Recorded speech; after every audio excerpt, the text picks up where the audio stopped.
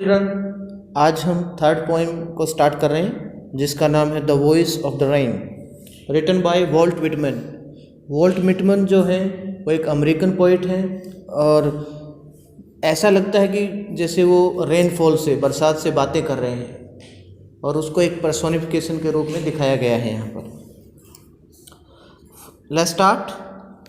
And who art thou said I to the soft falling shower, who art, art means are, ये old English word है। thou means you, thou means you। said I to the soft falling shower, soft falling shower कहा गया है drizzling को, हल्की हल्की जो बरसात होती है, और रेन को कहा गया है, किसको कहा गया है? रेन को। यहाँ पर जो आई है वो पोइट है। said I to the soft falling shower, कि मैंने एक बहुत धीरे धीरे मंद गति से गिरता हुए बौछार को कहा, हु आर यू, कि आप कौन हो। With strange to tell give me an answer as here translated. Poet कहता है जो उसने जवाब दिया, आंसर दिया ना, किसने? रेन ने, सॉफ्ट फॉलिंग शॉवर ने। वो बताना तो बड़ा अजीब है। It is very strange to tell, कि बताना तो स्ट्रेंज क्या होता है? अजीब सा। टू टेल, बताना बड़ा अजीब है। But the shower give me an answer, कि जो बौछार थी उसने मुझे आंसर तो दिया। एज हेयर ट्रांसलेटेड, जो मैं आपको बताता हूँ उसका अनुवाद करके, उसकी लैंग्वेज क्या थी। ट्रांसलेटेड होता है अनुवाद करना किसी का, जैसे हिंदी को हम इंग्लिश बना देते हैं, इंग्लिश की हिंदी बनाते हैं, उसको बोलते हैं अनुवाद करना, ट्रांसलेट करना। इसमें क्या जवाब दिया उसने? पोइट बताता है उसकी लैंग्वेज क्या है। I am the poem of earth said the voice of the rain, उस बरसात की आवाज़ ने कहा, उस साउंड ऑफ रेन ने कहा, I am the poem of the earth. यहाँ पर आई आया है रेनफॉल के लिए। किसके लिए आया है? रेनफॉल के, रेनफॉल के लिए आया है। तो इसमें कहती है I am the poem of earth, कि मैं तो है ना पृथ्वी की कविता हूँ। उस वॉइस ऑफ रेन ने कहा। जब पोइट ने पूछा ना कि हु आर यू, पोइट ने पूछा कि हु आर यू, तो रेन ने कहा I am the poem of the earth, sorry I am poem of earth, I am the poem of earth. फिर वो बताती है अपना सारा एक साइकिल, किस प्रकार से उसका चक्र चलता है, कैसे उसका बर्थ होता है रेन का, कैसे उसकी डेथ होती है, क्या क्या उसके वर्क्स होते हैं, काम क्या क्या होते हैं, क्या क्या वो काम करती है, इसके बारे में डिस्क्रिप्शन देते हैं। देखिए, eternal I rise impalpable out of the land and the bottomless sea. This is the cycle here. Scientifically also we can say, हम वैज्ञानिक रूप से भी कह सकते हैं कि बरसात कैसे आती है। पहले वेपर्स बनते हैं, जो समुद्र वगैरह में हीट हो जाती है, गर्मी हो जाती है, उसके वाष्प बनते हैं, वाष्प बनकर ऊपर जाते हैं, वो क्लाउड बन जाते हैं। क्या बन जाते हैं? क्लाउड। और बादल बन जाते हैं, तो बादल बन के जब वो नीचे गिरते हैं उसको हम रेन बोलते हैं। क्या बोलते हैं? रेन बोलते हैं। सेम प्रोसीजर इज गिवन है, वही प्रक्रिया दिखाई गई है। एटर्नल मीन्स अनंत, unlimited. Eternal means unlimited. I rise, rise means grow, take birth, जन्म लेना। Impalpable means that can not be trust, जिसको छुआ नहीं जा सकता, जिसको सिर्फ फील किया जा सकता है। आउट ऑफ द लैंड, कि ज़मीन से ऊपर, बाहर की ओर। देखो, ज़मीन से ऊपर यानी कि एटमॉस्फेयर में कहाँ है वो? अनंत रूप से, अनलिमिटेड एक प्रकार से उसका जन्म हो जाता है। एंड द बॉटमलेस सी, और बॉटम होता है जिसका तलहटी हो, नीचे का पार्ट। बॉटमलेस नहीं होता उसका, ऊपर ही रहती है, ओवर द सी, ठीक है ना। ऊपर समुद्र के ऊपर वो जो पानी सा है वो वाष्प बन जाते हैं, वेपर्स, और वो ऊपर की तरफ चले जाते हैं, अपवर्ड टू हेवन, और फिर वो ऊपर आकाश की तरफ चले जाते हैं। हेवन मीन्स स्वर्ग, जो पैराडाइज भी बोल सकते हैं, और स्काई भी बोल सकते हैं। स्काई, आकाश, दोनों ही मीनिंग हो सकते हैं इसके। अपवर्ड मीन्स ऊपर की तरफ, अपवर्ड टू हेवन। फिर वो जो वाष्प है, वेपर्स है, जो बॉटमलेस सी से वेपर्स बनते हैं ना, वो कहाँ जाते हैं? ऊपर की तरफ चले जाते हैं। वेंस होता है जहाँ से, फ्रॉम वेयर, जहाँ से। वैगुअली फॉर्म्ड, जहाँ से बहुत क्लियर तरीके से वो क्या हो जाते हैं, उनका आकार बनता है। They take the shape of cloud, वो एक बादल का रूप ले लेते हैं। All together changed, all together means quite, बिल्कुल चेंज, बिल्कुल बदल जाते हैं। एंड हियर द सेम, और फिर ऐसे ही वो क्या करते हैं, इसी प्रकार से फिर साइकिल चलता रहता है। वेपर्स बनते हैं, ऊपर जाते हैं, क्लाउड्स का रूप ले लेते हैं, इसी प्रकार फिर वो क्या है, उनका जो साइकिल है, the cycle remains the same, वो ऐसे ही चलता रहता है। देखिए अब इसको समझिए ध्यान से। Eternal, I rise impalpable out of the land. Eternal कहते हैं I am unlimited, I am unlimited, मेरा मतलब क्या है, ये नहीं है कि कोई लिमिट है, मैं पूरे मतलब क्या है संसार में फैली हुई हूँ, रेनफॉल कहीं भी आ सकती है। आई rise impalpable out of land, कहते हैं मैं आई टेक बर्थ, कि मेरा जो जन्म होता है, this is out of land, ज़मीन से ऊपर की तरफ मेरा जन्म होता है। एंड द बॉटमलेस सी, और बॉटमलेस सी में ही मेरा स्थान है, means the place of my birth is bottomless sea, जो मेरे जन्म स्थान है वो क्या है, बॉटमलेस। बॉटम का मतलब होता है तलहटी, बॉटमलेस जिसकी कोई तलहटी न हो, ठीक है ना, ऊपर की तरफ, यानी कि एटमॉस्फेयर में, किसमें, बॉटमलेस सी मीन्स एटमॉस्फेयर की जो वातावरण है उसमें मेरा वो जन्म हो जाता है। Then I go upward to heaven, means I go to upward to sky, फिर मैं आकाश की तरफ जाती हूँ। वेंस, वेंस होता है जहाँ से, from where, vaguely formed, I take the form of a cloud, जहाँ से मुझे बादल का रूप ले लेती हूँ। मैं वैगुली फॉर्म में clearly formed, for means formation, आकार, निर्माण, बिल्डिंग, ओके, इसको बोलेंगे हम। ऑल टुगेदर, बिल्कुल, changed means there I change totally, मैं अपने आप को पूरा बदल लेती हूँ। एंड येट द सेम, और ये the same cycle goes on, और यही चक्र चलता रहता है ऐसे। आई, फिर क्या होता है देखिए, जैसे वो क्लाउड का रूप ले लेती है, फिर कहती है I descend to leave the droughts atomies dust layers of the globe. क्या कहती है, डिसेंड मीन्स कम डाउन, नीचे आना, डिसेंड मीन्स कम डाउन, फिर मैं नीचे आती हूँ।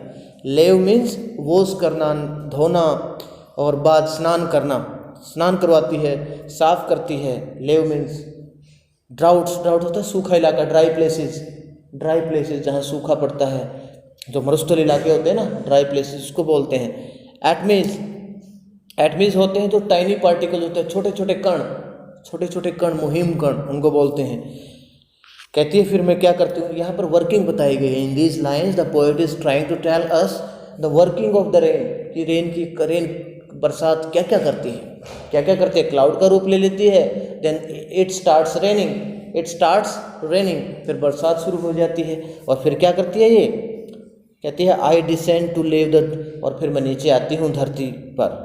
टू लीव द ड्राउट्स, लेव होता है साफ करना, धोना, उनको नहलाना, फिर मैं सूखे इलाकों को बिल्कुल क्या है नहलाती हूँ। एटमीज, छोटे छोटे कण होते हैं उनको भी साफ कर देती हूँ, टाइनी पार्टिकल्स को।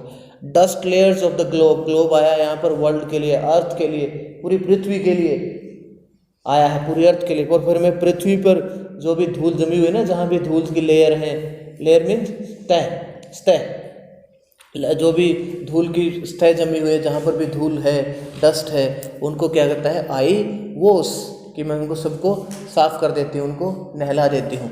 यू सी ना, when it rains everything seems to be clean, हर चीज़ हमें बहुत साफ स्वच्छ दिखती है, बिल्कुल एक शाइनिंग दिखती है हर चीज़ पर। जब बरसात हो जाती है, आपको पता है ना, जब जैसे बरसात हो जाती है उसके तुरंत बाद देखना आप बाहर आकर, बड़ा एवरीथिंग लुक्स क्लीन, सब कुछ हमें साफ दिखता है, ठीक है ना। ऐसे लगता है जैसे सारा एटमॉस्फेयर साफ कर दिया हो रेन ने। अभी जैसे एवरीवेयर इज डस्ट, देखता है आप के धूल के कण जमे हुए सारे एटमॉस्फेयर में ऊपर, और जब जैसे बरसात हो जाएगी तब साफ होगा, तब क्लियर एक प्रकार से सूरज की रोशनी आएगी, सनराइजिंग होगा तब आएगी। अदरवाइज तो आपको पता ही है जैसे आजकल एटमॉस्फेयर में कितनी धूल जमी हुई है, ठीक है, धान वालों ने मतलब जला कर ऊपर बिल्कुल इतनी धूल पहुंचा दी है। तो जब बरसात आएगी तभी ये सब दूर हो पाएगा, ठीक है। And dust layers of globe, globe आया है अर्थ के लिए, डस्ट मतलब धूल होती है। And all that in them without me were seeds only, और फिर क्या था, जो भी धरती पर क्या थे, बिजाई की हुई थी, बीज डल गए थे पेड़ों से गिरकर, जो बीज डले हुए थे। लेकिन क्या होता है, बिना बरसात के तो क्या थे, सिर्फ सीड्स ही थे, बीज ही थे वो केवल। लेटेंट होता है हिडन, छिपे हुए, यानी कि ज़मीन के अंदर, जो मिट्टी के अंदर वो दबे हुए थे जो भी सीड्स वगैरह होते हैं। लेकिन जब उनमें पानी आता है तो they take the shape of a plant, फिर वो एक पौधे का रूप ले लेते हैं। क्या लेते हैं, पौधे का रूप ले लेते हैं। और कहती है कि ऑल दैट इन दैम, जो भी डस्ट लेयर्स में या टाइनी पार्टिकल्स में या ड्राउट्स में जो भी सीड्स वगैरह थे ना, वो सिर्फ बीज ही थे, सीड्स ही थे, विदाउट मी। कहते हैं मेरे बिना, मी कौन है यहाँ पर, रेनफॉल, कि मेरे बिना तो सब क्या थे, बीज ही बीज थे, लेटेंट, छिपे हुए थे, ऐसे ही अनबोर्न, अजन्मे थे, अभी तक पैदा ही नहीं हुए थे। दे वर नॉट ग्रोन, वो पैदा ही नहीं हुए थे, उगे ही नहीं थे अभी तक। लेकिन मेरे आने से क्या हो जाता है, दे आर ग्रोन, वो उग जाते हैं। They take the shape of the plant, वो एक पौधे का रूप ले लेते हैं। एंड फॉर एवर, और कहता है हमेशा के लिए, बाई डे एंड नाइट, दिन रात, I give back life to my own origin, और फिर मैं वापस अपने ही उस स्थान पर आ जाती हूँ। ओरिजिन मीन्स बिगिनिंग, जहाँ से उसकी उत्पत्ति होती है।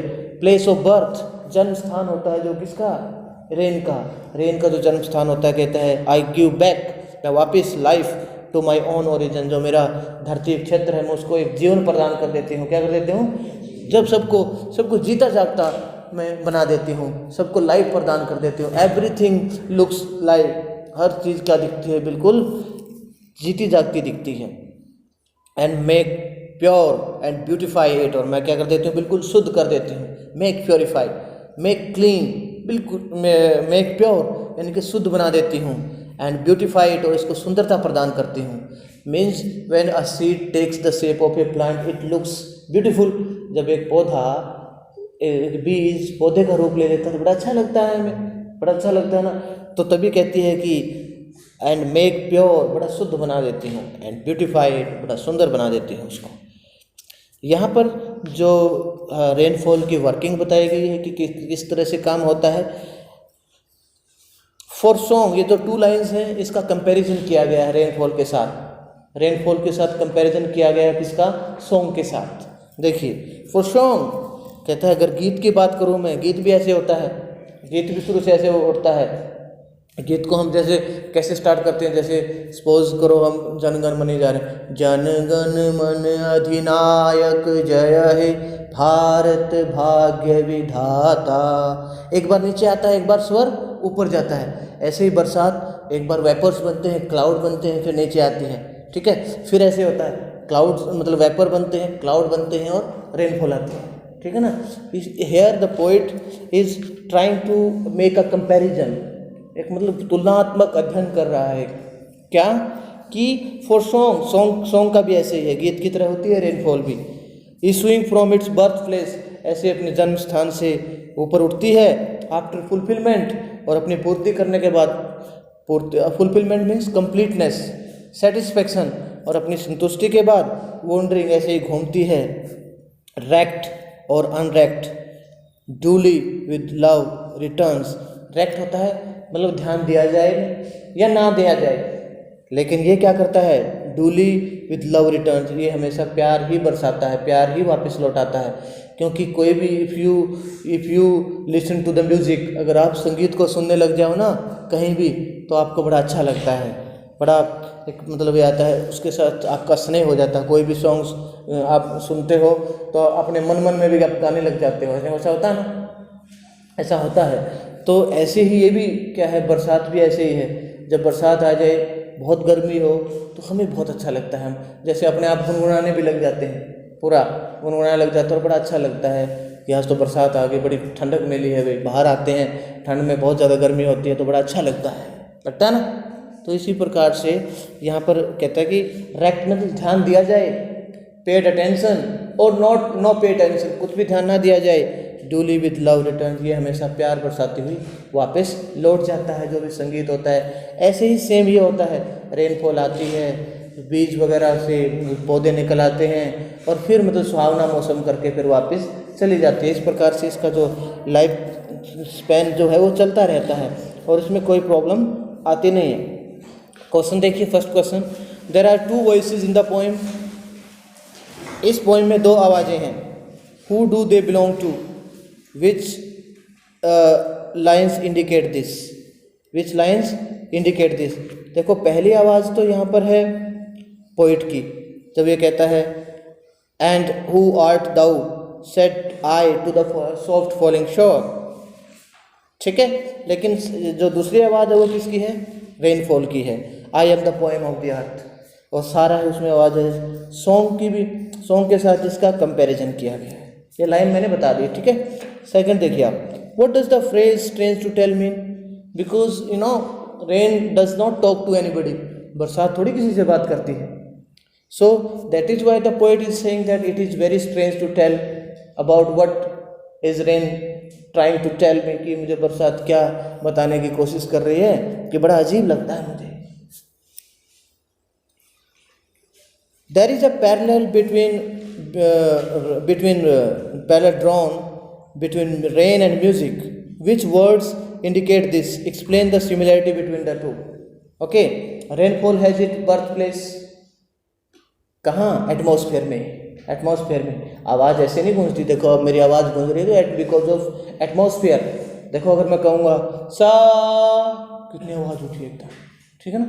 और एकदम अगर बरसात भी आती है वो भी किस में आती है? एटमॉस्फेयर में। आवाज़ कहाँ से बनती है? एटमॉस्फेयर से। और वाष्प कहाँ से बनते हैं? एटमॉस्फेयर से। ये भी क्या है? सिमिलरिटी है, समानता है आपस में। दूसरा, उतार चढ़ाव होता रहता है। जैसे बरसात आती है, बादल बनते हैं, बरसात आती है। इसी प्रकार सॉन्ग में ऊपर चढ़ता है सा, रे, गा, मा, इस प्रकार से सेम साइकिल चलता रहता है ऐसे। तो ये सिमिलरिटी है इसमें, समझ आ गया ना। देखो इसके बर्थ प्लेस में भी और इसके जो एंडिंग प्लेस है उसमें भी। और एक और सब, बोथ गिव्स हैप्पीनेस, दोनों ही खुशी देती हैं हमें, बरसात भी और म्यूजिक भी, दोनों ही क्या करती हैं? हमें हैप्पीनेस देती हैं। ये भी एक सिमिलरिटी है दोनों के बीच। How is the cycle movement of rain brought out in the poem, like scientific पहले मतलब बॉटमलेस सी से वेपर्स बनते हैं, होते it makes vapours take the shape of clouds bring rainfall, cloud से फिर क्या आता है? बरसात आती है।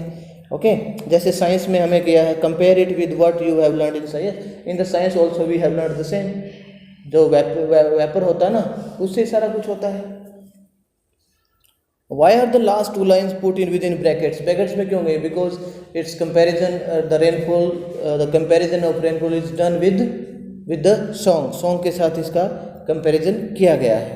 List the pairs of opposites found in the poem, कि poem में opposite वगैरह है, rect और unrect। लास्ट लाइन देखिए आप, rect और unrect, ठीक है। और day and night, day and आपस में उल्टे नहीं है सब, डे नाइट उल्टा है ना, रेक्ट अनरेक्ट आपस में उल्टे हैं, नहीं है क्या? अपोजिट वर्ड होता है बिल्कुल उल्टा, समझ आ गया ना। लैंड एंड सी बिल्कुल उल्टे हैं। और हेवन एंड